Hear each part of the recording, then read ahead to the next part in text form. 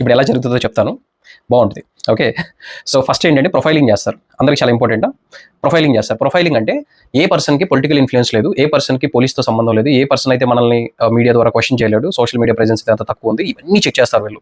Check చేసి మీరు retirement age దగ్గర ఉన్నారా, లేదు అంటే మీ సన్ డాటర్ అబ్రాడ్లో ఉండి మీకు డబ్బులు పంపిస్తున్నారు, ఇవన్నీ చెక్ చేసి మిమ్మల్ని సాఫ్ట్ టార్గెట్గా తీసుకుంటారు.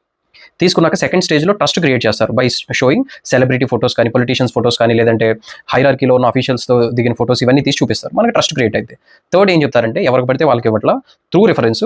సో నాకు ఎగ్జిస్టింగ్ కస్టమర్స్కి మేము ఇంత ఇంట్రెస్ట్ చేస్తున్నాం ఎవ్రీ మంత్, అవన్నీ చూపిస్తారు లిస్ట్ మనకి. మనం ఏంటి ఇన్ఫ్లుయెన్స్ అవుతాం, మనం ఇన్వెస్ట్ చేస్తాం. లెట్స్ సే నేను ఒక 2 lakhs ఇన్వెస్ట్ చేశాను, నీకు 10% రిటర్న్, 20% రిటర్న్ మంత్లీ అంటారు. ఎక్కువ రిటర్న్స్ ఉంటాయా, మంత్లీ లెవెలే చెప్తారు వీళ్ళు.